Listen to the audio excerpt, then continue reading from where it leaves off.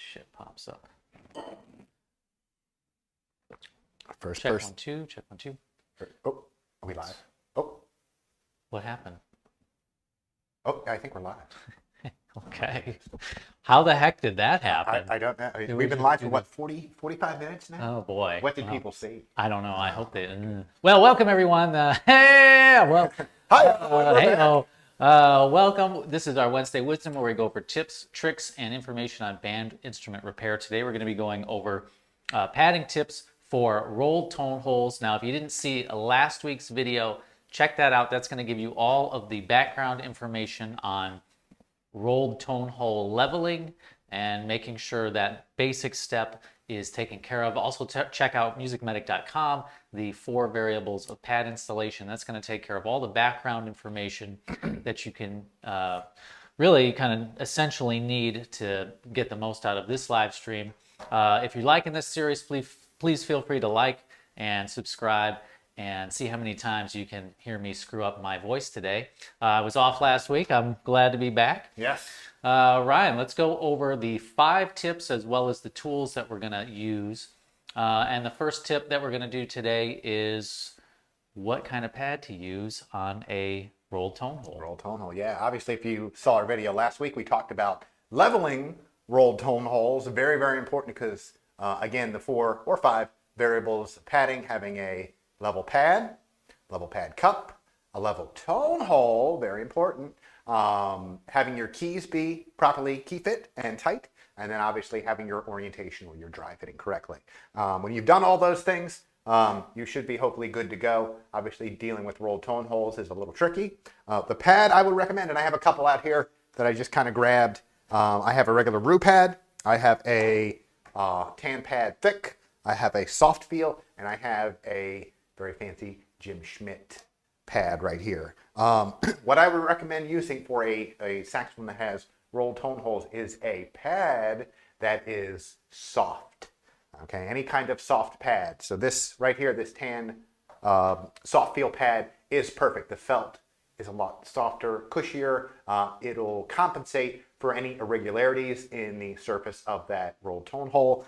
Rue pads are also good, just regular Rue pads.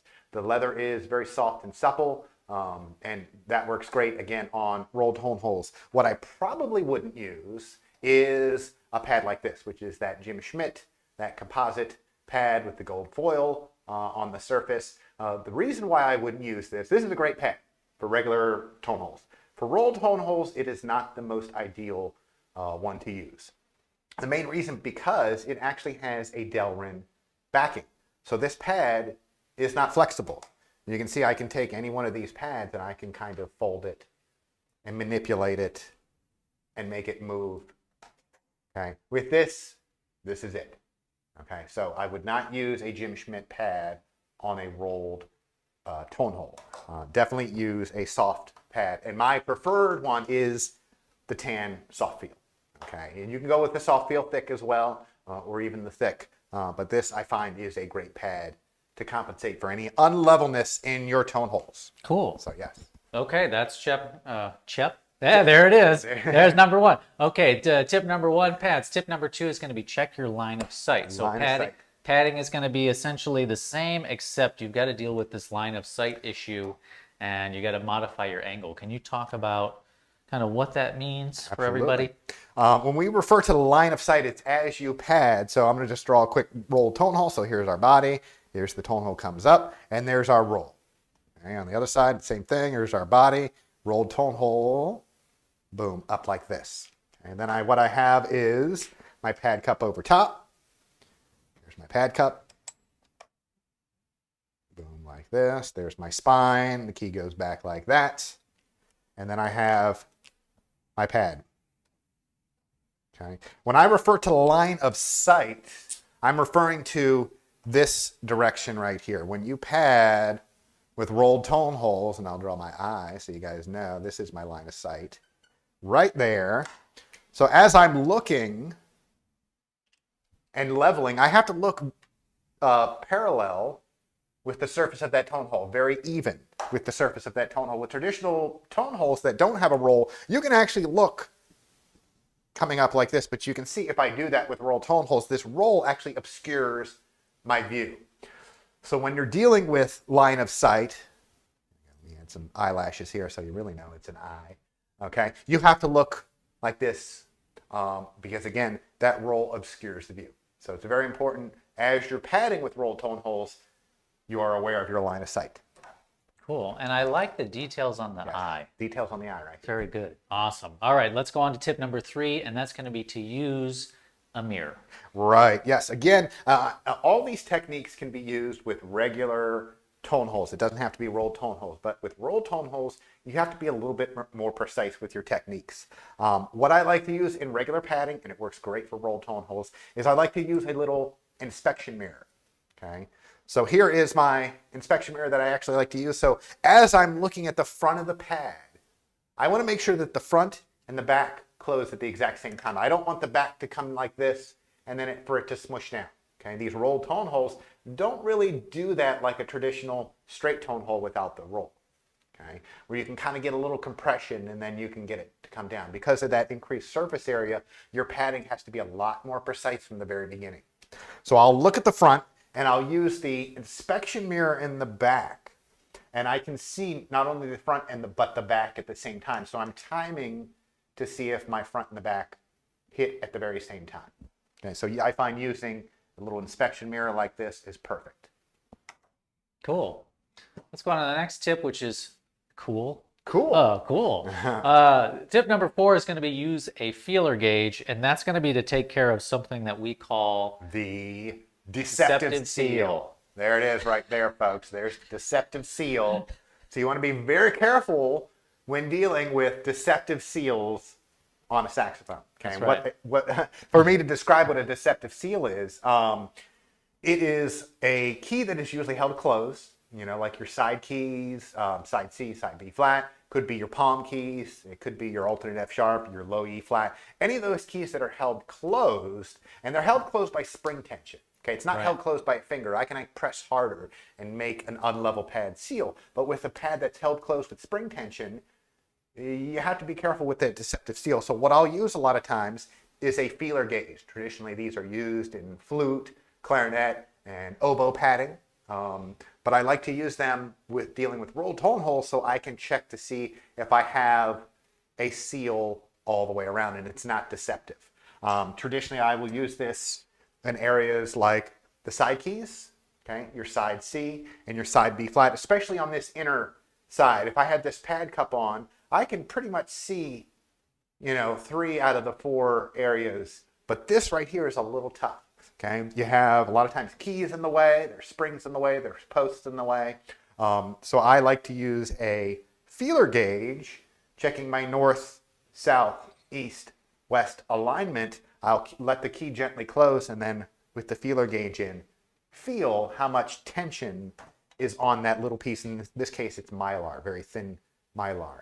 If I put it in and it has a nice firm grip, but I move it to a different area and it comes out very easily, well, I know that's where my deceptive seal is on that side. So using a feeler gauge, very, very handy with dealing, really with, you know, not just rolled tone holes, but regular straight tone holes as well. Cool. And that mylar, at MusicMedic.com, we sell like a feeler gauge assortment, and the silver is what you've got there. So that's on there as well.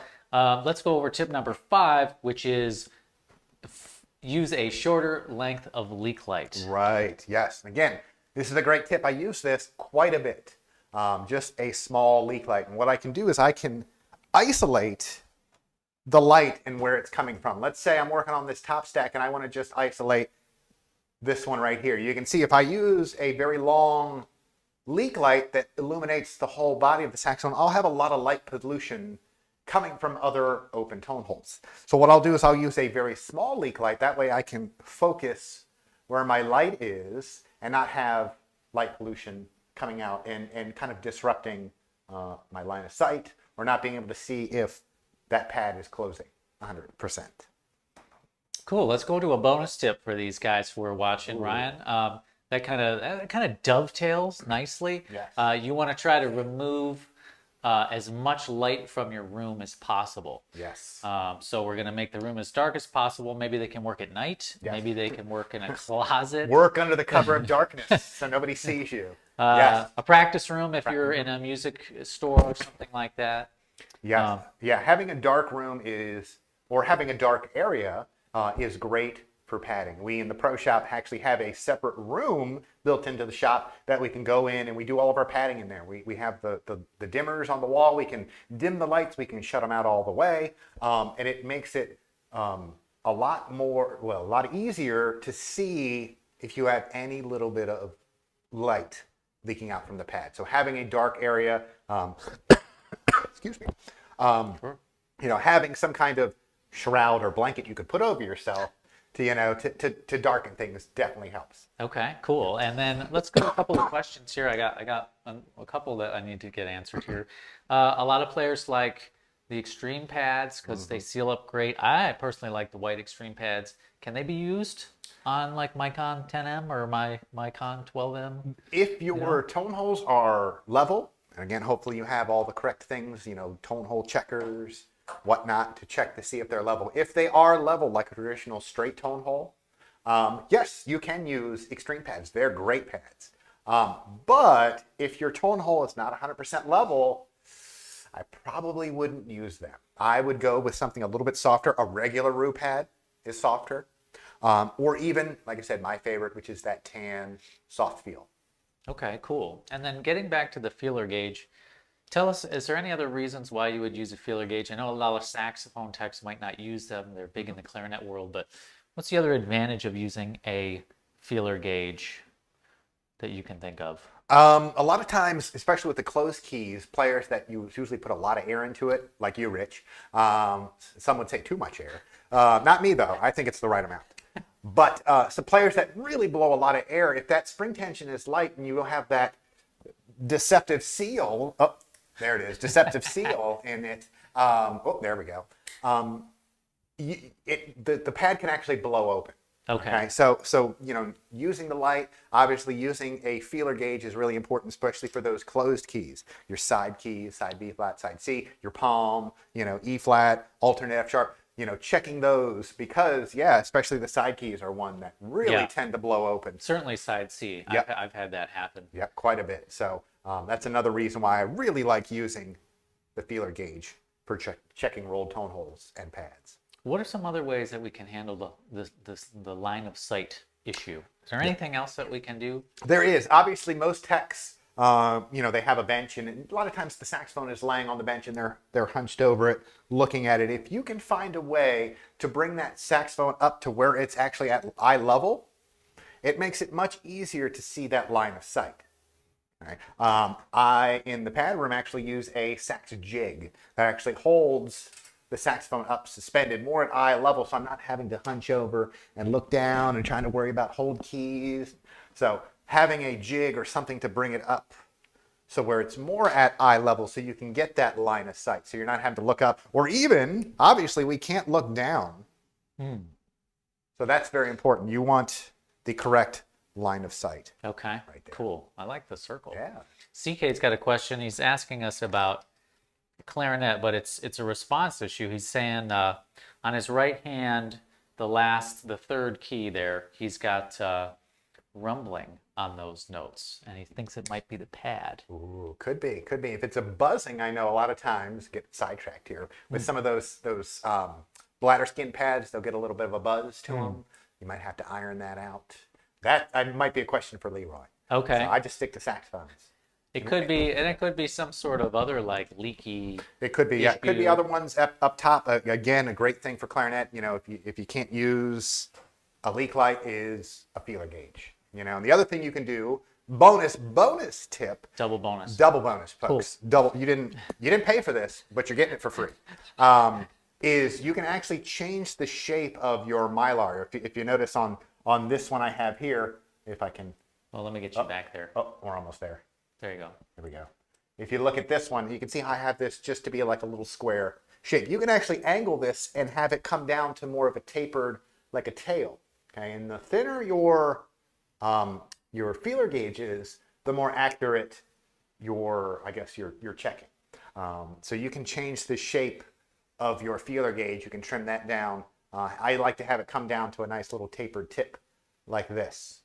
But that's another good tip. Bonus. Bonus. Well, thank you guys for all of your questions. CK is saying thank you. Sorry for the clarinet questions. We do not mind. No, please. Any question we'll handle as best we can. Guys, this has been our Wednesday Wisdom, where we go over tips, tricks, and band repair info for all of you guys. We're going to be doing a course next Thursday with Ryan on advanced key fitting. That's on MusicMedic.com. That's called the advanced key fitting course. It's 1 day, and it's very reasonably priced, and Ryan goes over a lot of different advanced key working stuff for all of you technicians or wannabe technicians out there. And the week after that, we're doing a full-blown from July 27 to 29, a full-blown basics flute repairing course. So if you are interested in knowing more about flute repair, maybe you're a brass technician and you want to get more information on flute, that's going to be taught by an excellent teacher from the repair industry. And then next stream, next Wednesday, we're going to be going back into the flute world. We're going to be doing flute pad installation before leveling. So we're going to be picking out pads for their pad protrusion and selecting them. I guess picking out and selecting is the same thing. Yeah, we'll be selecting and picking them out. I want that one, and you pick it out. So this has been our Wednesday Wisdom. Feel free to reach out to us. Feel free to like and share and subscribe if you like this live stream. And until next time, happy repairing. I think we're still on. Are we still on? Oh my God. Yeah. Well, you know. This is like the bonus material of the DVD. This is like director commentary. So, next time.